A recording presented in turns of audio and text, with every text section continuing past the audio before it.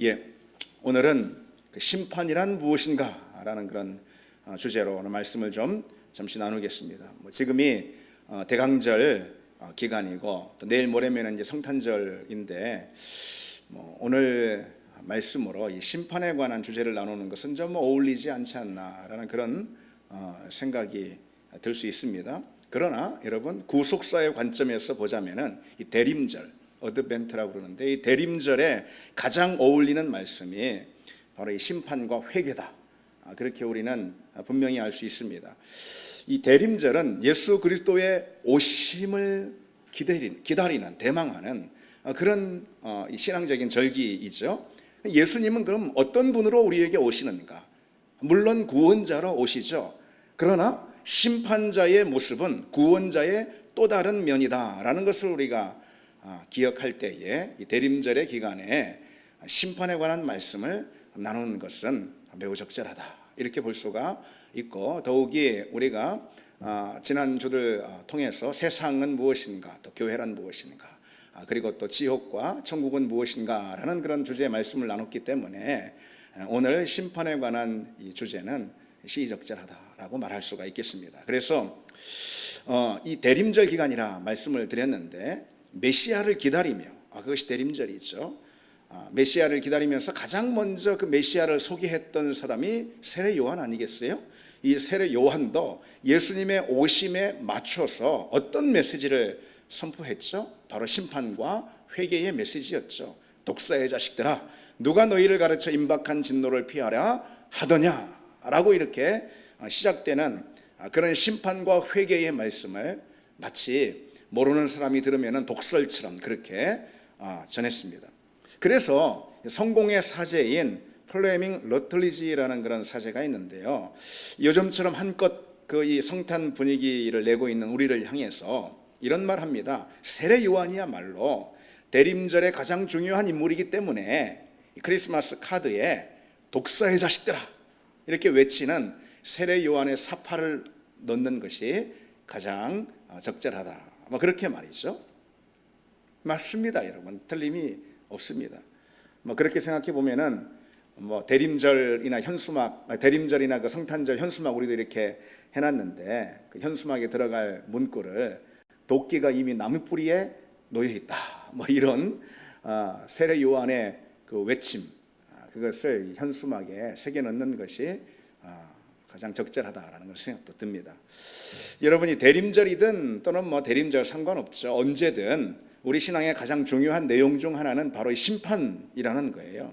그런데 성경이 그처럼 분명하게 가르치고 있는 이 심판은 종종 굉장히 무시당하고 그리고 또 부인당하고 가볍게 여겨지는 그런 현실을 볼 수가 있습니다. 믿지 않는 사람들이야 말할 것도 없죠. 예를 들어서 진화론의 창시자인 찰스 다윈은 기독교의 심판 교리를 경멸하면서 이렇게 기록하고 있죠. 솔직히 어떻게 기독교가 진리이길 원하는 사람들이 있는지 도무지 알 리가 없다. 성경대로라면 믿지 않는 내 아버지와 형제, 나의 친구들이 영원히 형벌을 받게 된다는 것인데, 이 얼마나 가증스러운 교리인가, 그렇게 적고 있습니다. 세상은 심판을 부정하죠. 마치 천박하고 독선적인 기독교의 교리인 양 그렇게 치부합니다. 그런가 하면은 심판을 또 가벼이 여기기도 합니다. 심판을 무시하고 부정하니까 기독교에서 성경에서 심판 말할 때 그것을 그저 가벼이 듣고 넘기는 거죠. 농담처럼 말이죠. 무슨 심판 같은 게 있어, 요즘 같은 세상에 심판이라고 그러면서 말이죠. 사실 심판에 관한 말씀은 믿는 우리에게도 불편하게 하는 성경의 한쪽 귀퉁이에 있는 말씀인 것처럼 그렇게 여겨지곤 합니다. 그러나 우리에게 불편한 말씀일지는 혹 몰라도 한쪽 귀퉁이에 있는 말씀은 절대 아닙니다. 성경은 하나님의 심판을 수도 없이 많이 기록하고 있는데요, 신약 성경 같은 경우 보면은 매 2장마다 한 번씩 나올 만한 횟수로 이 심판에 관한 말씀을 기록하고 있습니다. 특별히 예수님이 심판에 관해서 가장 많이 말씀을 하시는데요, 예수님이 가장 많이 선포하신 설교의 주제가 하나님 나라거든요. 그 하나님 나라에 관한 말씀에서도 그 나라가 가져올 심판, 그 심판의 측면을 아주 많이 부각시키면서 하나님 나라에 관한 말씀을 전하시는 걸 볼 수 있죠. 바울 역시 마찬가지입니다. 자신의 서신에서 악인의 운명, 믿지 않는 불신 영혼의 운명에 대해서 언급하면서 예를 들어서 심판이나 멸망이나 진노나 형벌이나 이와 같은 단어들 아주 빈번히 이 바울 서신에 등장을 하는데요. 무려 80회 이상 바울은 이런 단어들을 사용하는 걸 볼 수가 있어요. 그것은 바울 서신에서요, 바울이 하나님의 사랑이나 하나님의 용서나 은혜나 이런 거에 관해서 언급하는 것보다 훨씬 더 많은 횟수입니다. 오늘 본문도 한번 보십시오. 한 번 죽는 것은 사람에게 정한 것이요 그 후에는 심판이 있으리니 그랬습니다. 인생에서 죽음은 정해진 이치죠. 그렇죠. 사람이 안 죽고 영원히 산다라고 믿는 사람 아무도 없습니다. 그렇죠. 죽음은 정해진 이치예요. 마치 그처럼 심판도 똑같다. 심판도 정해진 이치다. 그런 말씀이에요. 사람에게 죽는 건 정해진 것이요 그 후에는 심판도 정해진 이치다. 그런 말씀이죠. 그런가 하면 성경은요, 아예 이 심판에 대해서 이렇게 딱 못 받고 있는 걸 볼 수가 있습니다. 요한계시록에 그리스도의 심판은 참되고 의로운지라. 그리스도의 심판은 참되고 의로운지라. 이게 무슨 말씀입니까? 하나님의 이 심판의 행위는 그 자체로 참되고 의롭다. 그런 말씀이에요. 따라서 심판이 없는 건 뭐예요? 그것은 거짓이고 불의입니다. 그렇기 때문에 심판을 믿지 않는 신앙, 혹 그런 신앙이 있거나 아니면 심판에 대해서 은연중 무시하는, 무관심해하는 그런 신앙, 그것은 그 자체로 거짓이고 불의라는 겁니다. 온전한 신앙은 심판을 믿습니다. 따라서 심판에 관한 이 말씀을 경시하는 태도, 이것만큼 어리석은 태도는 없어요. 심판의 경고를 귀담아 듣지 않는 신앙만큼 완고하고 패역한 신앙은 없습니다. 무엇보다 심판은 구속의 역사 가운데 반드시 필요한 한 대목, 한 단계임을 우리가 성경 전체를 통해서 분명히 알 수가 있죠. 여러분, 이 구원의 역사라는 것, 성경에서 펼쳐지는 구원의 역사라는 것은 일종의 플롯의 구성을 가지고 있다고 말할 수가 있어요. 성경은 하나의 큰 역사 드라마, 대하 드라마입니다. 하나님께서 펼치시는 우주적 드라마예요. 그래서 플롯이 있습니다. 그 안에 어떤 스토리가 있다란 말이죠. 서로 짜임새가 있는. 근데 플롯 하면은 보통 발달, 전개, 여러분 옛날에 배우셨잖아요. 그리고 절정, 클라이막스죠. 그리고 대단원.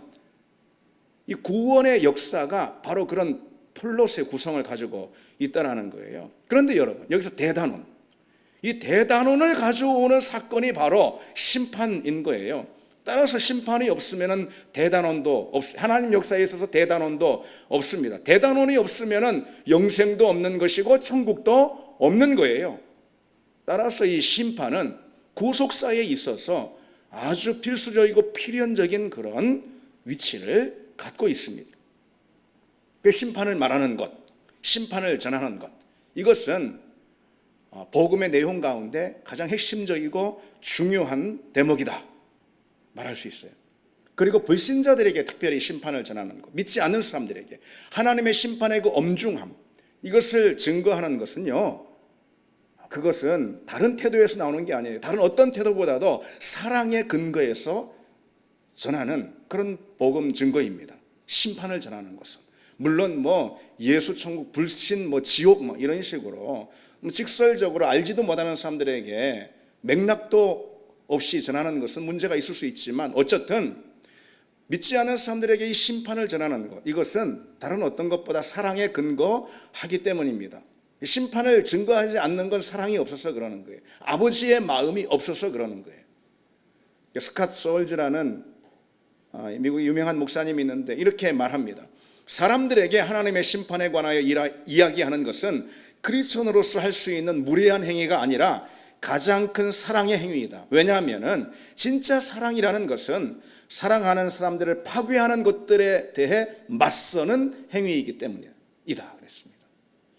우리는 불신 영혼을 아끼고 긍휼히 여기고 그들을 향한 아버지의 마음과 그리스도의 심장을 갖고 있기 때문에, 그리고 진정 그 갖고 있다면은 우리는 그들에게 심판을 전하지 않을 수가 없습니다. 그럼요, 이제 누가 심판을 받는지에 대해서 좀 말씀을 나눠봐야 하지 않겠어요? 심판의 대상에 관해서 말씀을 나눠야 합니다. 그런데 누가 심판을 받는지 보기 전에 심판의 기준이 뭔가부터 좀 생각해 봐야 합니다. 심판의 기준이 뭔가? 심판의 기준이 뭡니까? 당연히 예수 그리스도에 대한 믿음과 불신, 그겁니다. 그래서 고린도후서 5장에 우리가 다 반드시 그리스도의 심판대 앞에 나타나게 된다라고, 우리가 다 반드시 그리스도의 심판대 앞에 서게 된다라고 그러고 있어요.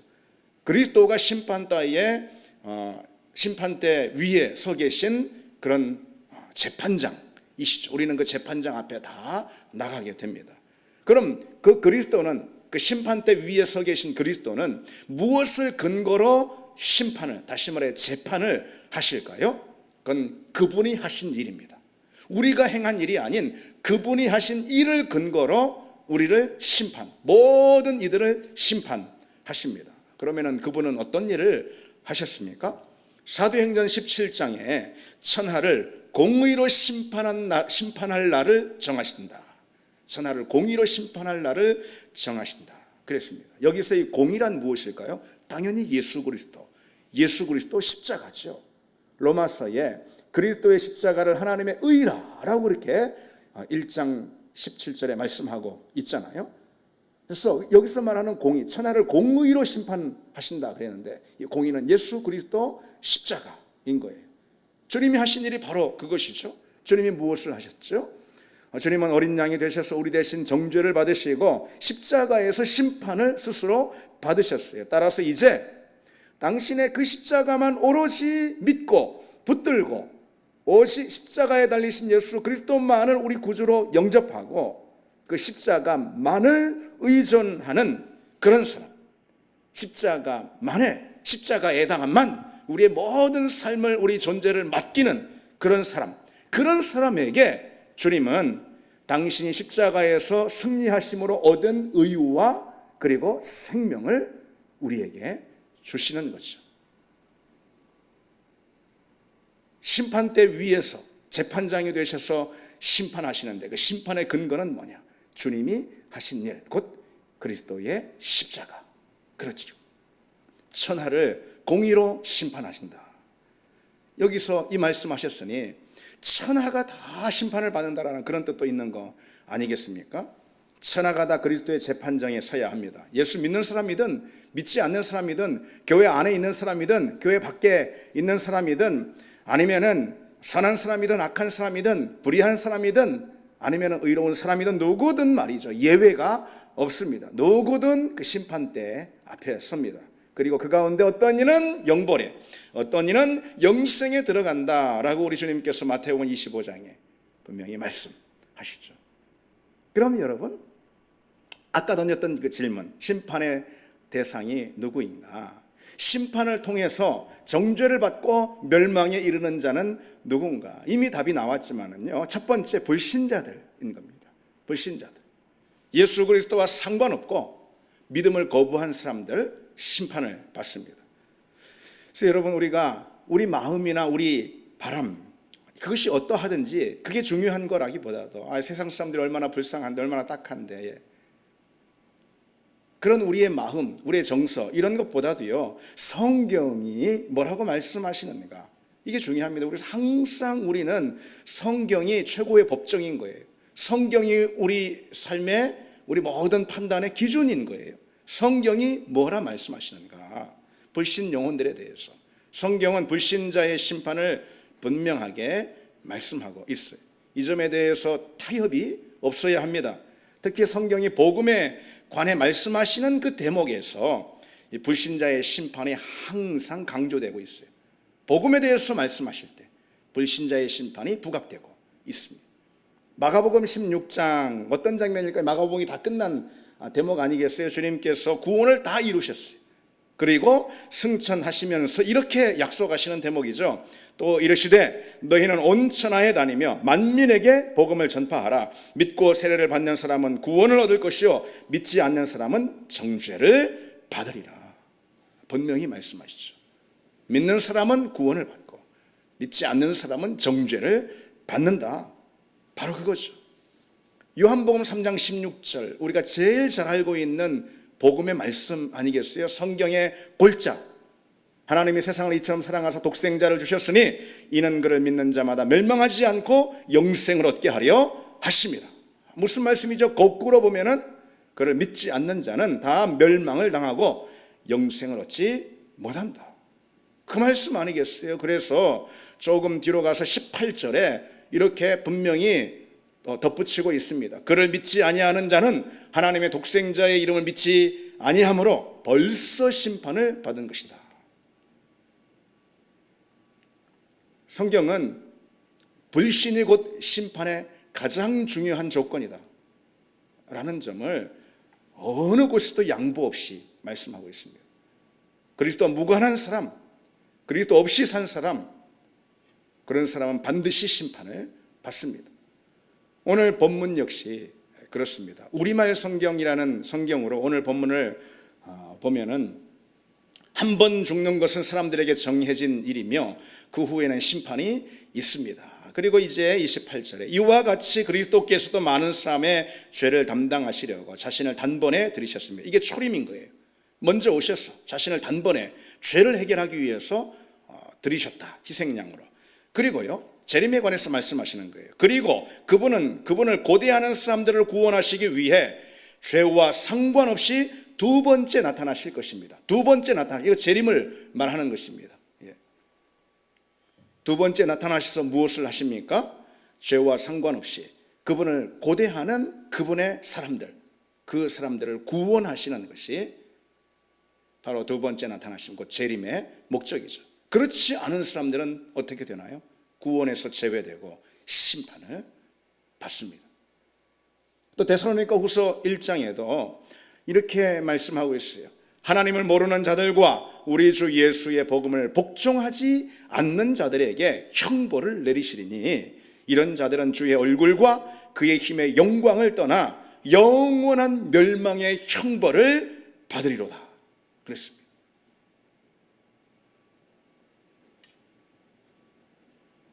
아마 이 말씀은 다른 말씀들도 그런데 믿지 않는 자, 그리스도와 관계없는 자의 심판에 대해서 혹여라도 조금이라도 의심하는 사람이 있을까 하여 아주 분명하게 명확하게 불신 영혼의 심판을 말씀하고 있습니다. 요즘 사람들은요, 제가 신문이나 이런 것들을 보거나 또 방송이나 또 사람들하고 얘기할 때 보면은요, 불신자라는 말보다는 비신자라는 그 말을 더 선호하는 걸 종종 느끼게 됩니다. 불신자, 비신자, 어떻게 그렇게 일부러 다르게 표현을 하고 있을까? 아마 그래서일 거라는 생각을 하게 됩니다. 불신자라는 건 뭐냐면요, 불신자, 이것은 자기 뜻과 의지로 복음을 거부하는 그런 사람들을 말하는 거예요. 그래서 복음을 전해도 믿지 않는 그런 사람들을 말하는 거죠. 거부하는 사람을 말하는 거예요. 근데 비신자, 나는 비신자다. 세상에 비신자가 있고 신자가 있다. 보통 그렇게 말하는데 여기서 비신자라는 것은 그저 신자와 비신자처럼 자연스러운 구별, 그런 의미를 담아가지고 하는 표현이 비신자다라는 생각을 해봅니다. 그런데 여러분, 비신자는 많지 않습니다. 오늘날 우리 주변에 있는 사람들은 비신자가 아니고 다 불신자들입니다. 왜 그러냐? 오늘 본문만 봐도요, 우리 주 예수의 복음을 복종하지 않는 자라고 그랬습니다. 복음을 들어도 그 복음에 복종하지 않는 그런 사람들, 그런 불신자들은 바로 형벌을 면치 못합니다. 불신자가 형벌을 받습니다. 두 번째로, 그러면은 심판을 통해서 정죄를 받고 멸망에 이르는 자들은 누구일까요? 그건 바로 거짓 신자입니다. 거짓 신자. 교회 안에 있는 불신자들을 말하는 거예요. 그래서 성경은 하나님의 집에서 심판을 시작할 때가 되었다라고 말씀하고 있어요. 심판은 어디부터 출발이 됩니까? 하나님의 집, 교회에서 심판이 출발된다는 걸 우리가 기억해야 합니다. 심판은 교회 안에서 먼저 시작이 될 겁니다. 그래서 누가 심판받느냐? 바로 거짓 신자들 말하는 거죠. 이들은 믿는 척하는 그런 사람들을 말하는 것입니다. 이들은 자기들이 믿음을 가졌다라고 그렇게 착각하는, 그러나 실은 죽은 믿음을 가진 사람들을 의미하는 거예요. 죽은 믿음은 어떤 믿음이죠? 야고보서에 행함이 없는 믿음을 일컫죠. 죽은 믿음은 행함이 없는 믿음으로 삶이 전혀 따르지 않는 그런 믿음을 의미합니다. 죽은 믿음은 그저 말로만 주여 주여 하는 그런 믿음을 말합니다. 그런 믿음은 구원에 관해서는 헛것에 불과합니다. 구원에 관해서 헛발질을 하는 것과 마찬가지다 그렇죠. 그래서 야고보서는 헛하는 사람아, 행함이 없는 믿음이 헛것인 줄 알고자 하느냐, 그렇게 꼬집고 있습니다. 행함이 없는 믿음, 그건 죽은 믿음이라 구원에 관해서 헛방질이다, 그런 거죠. 그래서 주님께서도 뭐라고 말씀하시죠? 주여 주여 하는 자마다 다 천국에 들어갈 것이 아니요 다만 하늘에 계신 내 아버지의 뜻대로 행하는 자라야 들어가리라 말씀하시죠. 그런 거짓 신자들, 행함이 없는 죽은 믿음을 가진 그런 신자들, 진정으로 믿고 있다 착각하고 있는 그런 신자들, 그런 신자들도 심판에 처하게 될 겁니다. 그처럼 오늘 말씀을 나눈 것처럼 불신자와 거짓 신자는 심판을 받습니다. 그러면은 그런 사람들이 받는 심판은 어떤 심판일까요? 어떤 심판을 받을까요? 심판에는 크게 두 가지가 있습니다. 하나는 현재 이 땅에서 주어지는 심판이 있고, 또 다른 하나는 마지막 때에 받는 심판이 있습니다. 먼저 첫 번째로 이 심판은 이 땅에서 주어지는 그런 심판인데, 이 심판을 가리켜 뭐라고 할 수 있냐면은 유기의 심판이다, 유기의 심판이다 말할 수 있어요. 여러분, 우리는 이런 질문을 하게 될 때가 있습니다. 참 세상에 보니 하나님을 모욕하고 말이죠, 말씀을 멸시하고 죄 가운데 행하는 수많은 사람들이 있는데, 그리고 또 내가 볼 때 참 저 사람이 정말 신자인가라고 생각될 정도로 누가 봐도 그런 사람들이 있는데, 과연 심판이라는 것이 있는가? 더더군다나 하나님을 막 경멸하고 하는 그런, 능멸하고 하는 그런 사람들 말이죠. 하나님은 뭐 하시나? 그런 질문할 때 우리는 스스로 답을 얻기가 참 어려워질 때가 있습니다. 왜냐하면 그들에게 아무런 일도 일어나지 않기 때문이죠. 그들에게 어떤 심판도 주어지지 않고 오히려 세상에서 더 잘 되고, 그리고 또 세상에서 더 잘 살기 때문에 그렇습니다. 하나님의 심판은 대체 어떻게 된 일일까?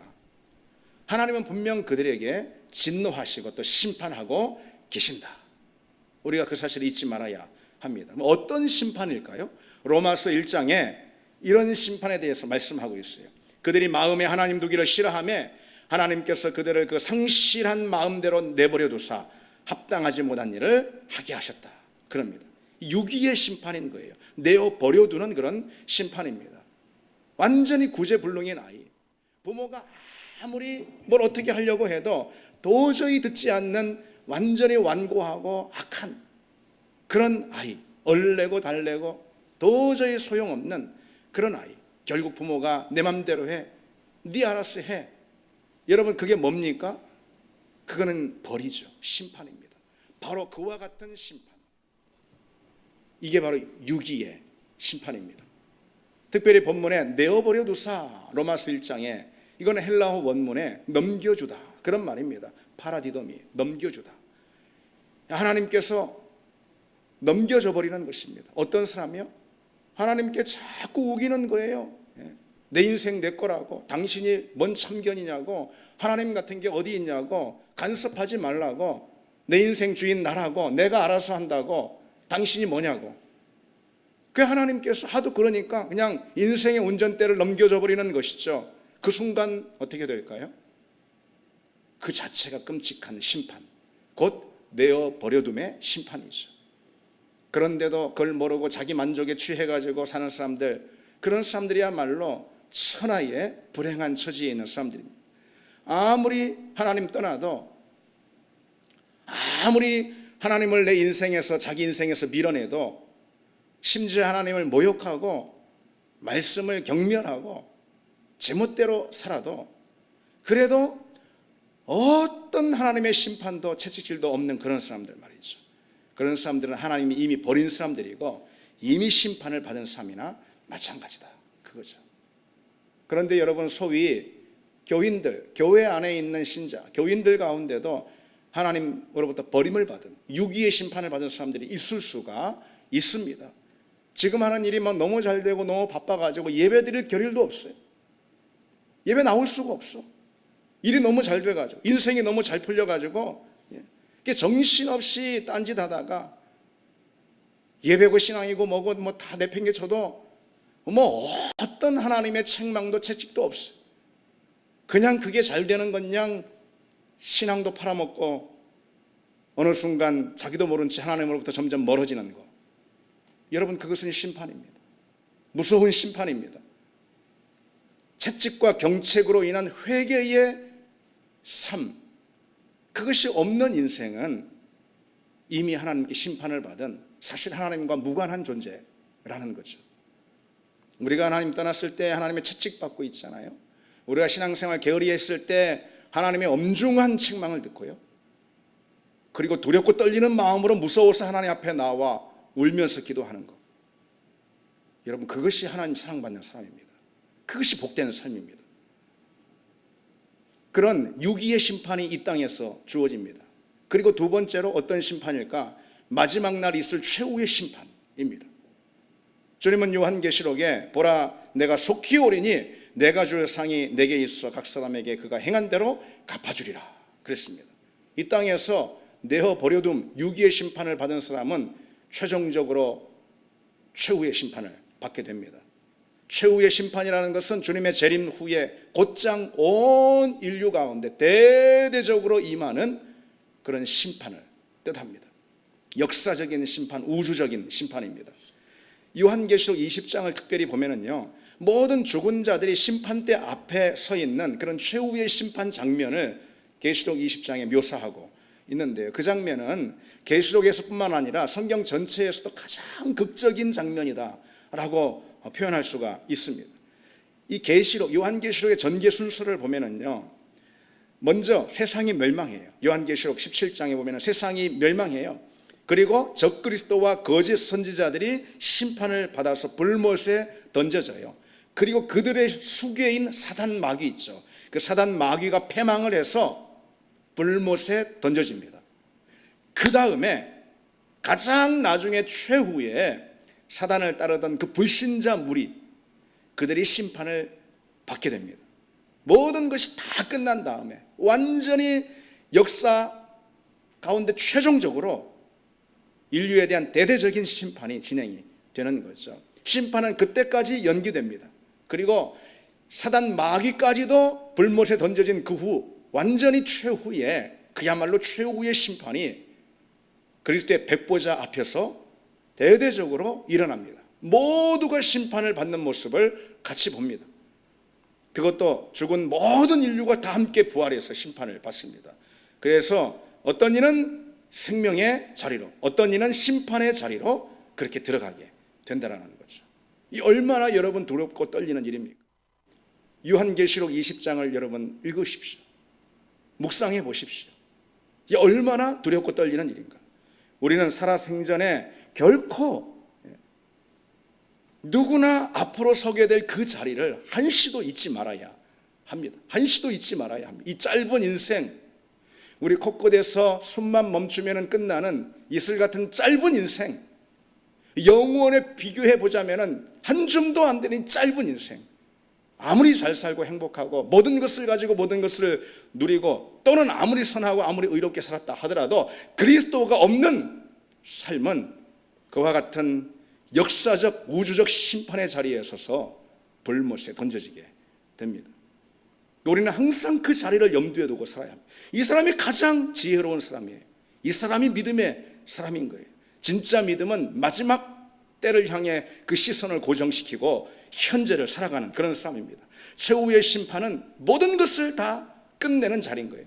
최후의 심판은 모든 것을 다 결정짓는 그런 자리인 겁니다. 따라서 우리는 우리 인생을 오로지 그 자리에서의 승리, 그 자리에서의 영광을 맛보기 위해 우리 인생을 그 자리에 온전히 쏟아 넣어야 합니다. 그 자리를 위해서 불태워야 합니다. 이제 말씀을 맺겠습니다. 여러분, 누가 심판을 피할 수 있을까요? 그러면은 예수 믿고 예수 안에서 어떤 사람이요? 깨어있는 사람이 심판을 피할 수가 있는 겁니다. 항상 깨어 믿음의 경계를 놓치지 않는 그 사람이 심판을 면할 수가 있는 거예요. 그래서 주님께서 그러므로 깨어있으라, 어느 날에 너희 주가 임할지 너희가 알지 못한다 그랬습니다. 깨어서 늘 믿음의 옷깃을 여미고 늘 심판의 그 날을 바라보며 그 날을 위해 준비하는 인생이 될 때 우리는 심판의 자리에서 승리와 영광을 누리게 될 것입니다. 우리뿐 아니라 우리 주변에 있는 영혼들이 그와 같은 대열에 함께 할 수 있도록 우리가 기도하는 성도들 되길 바랍니다. 우리 같이